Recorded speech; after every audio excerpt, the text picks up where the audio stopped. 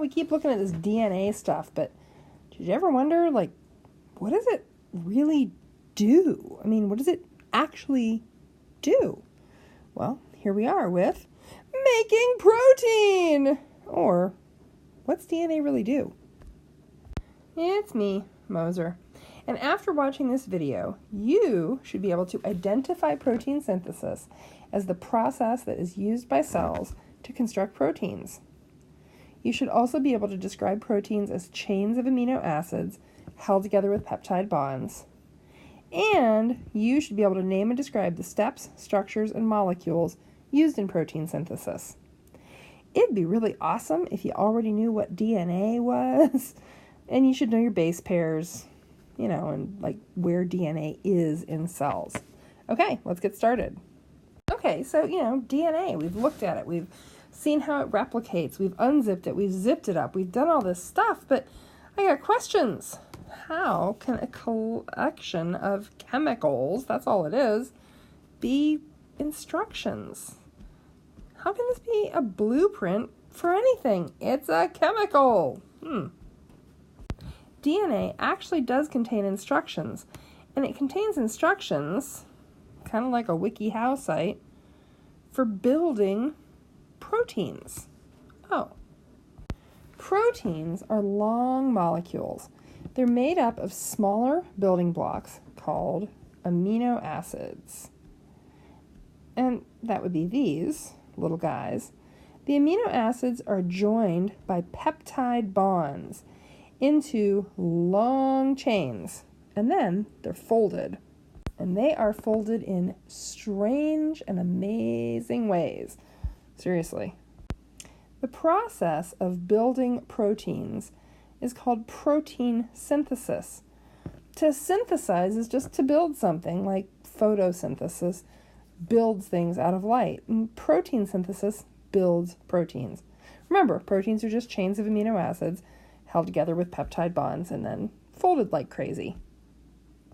Now, all organisms, from prokaryotes to eukaryotes, all organisms construct protein.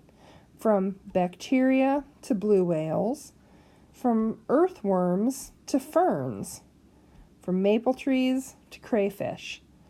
Every single organism makes proteins. But why? Well, proteins are pretty important. They make up muscles and skin. They provide structure for cells, like bacterial cells and plant cells. The cell wall is made of protein. They act as chemical messengers in the body. Proteins also build enzymes. We've talked about those a few times. Those funny little chemicals that help other processes run inside living things.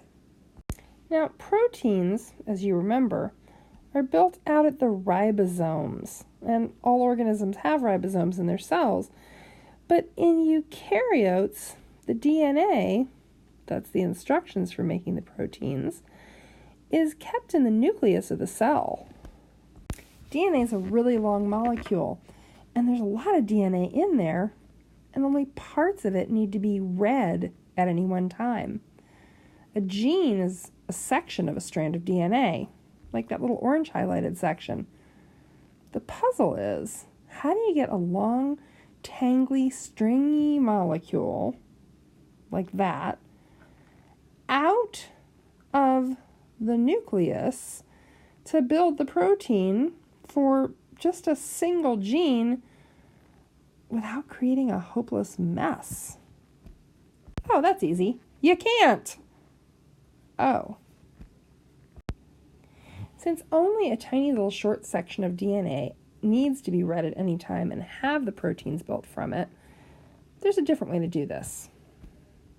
Instead of dragging the whole DNA molecule out of the nucleus, a short section, a little section of the DNA is unzipped. This sounds like replication, but that's where the similarity stops. A copy is made of 1/2 of the DNA molecule. This copy is made out of another nucleic acid, RNA, and this RNA is mRNA, to be specific. RNA is different from DNA in a few important ways.